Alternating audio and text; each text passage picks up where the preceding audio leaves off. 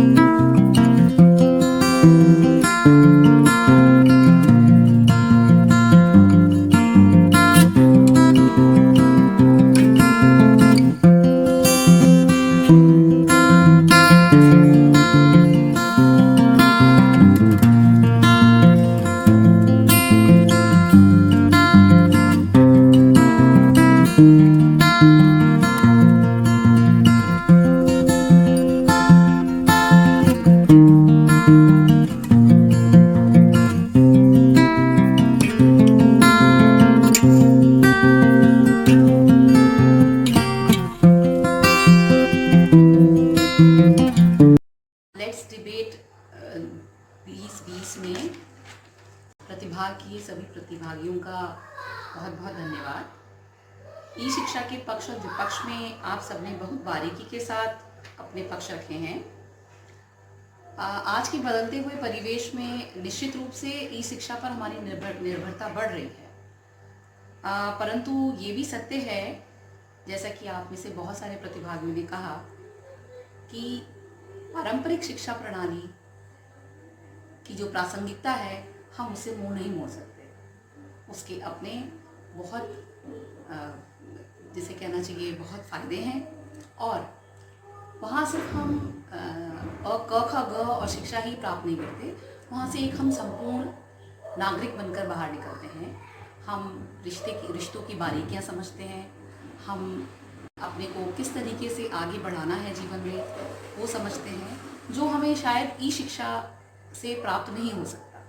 वो मनुष्य का मनुष्य के साथ जो संबंध होता है वो पारंपरिक शिक्षा प्रणाली में ही संभव हो पाता है, जहाँ हम अपने ईश्वर प्रदत्त रिश्तों से बाहर रिश्ते बनाते हैं, जीवन को समझते हैं, जिसे हमें कहना चाहिए कि समग्रता हमारे व्यक्तित्व में आती है।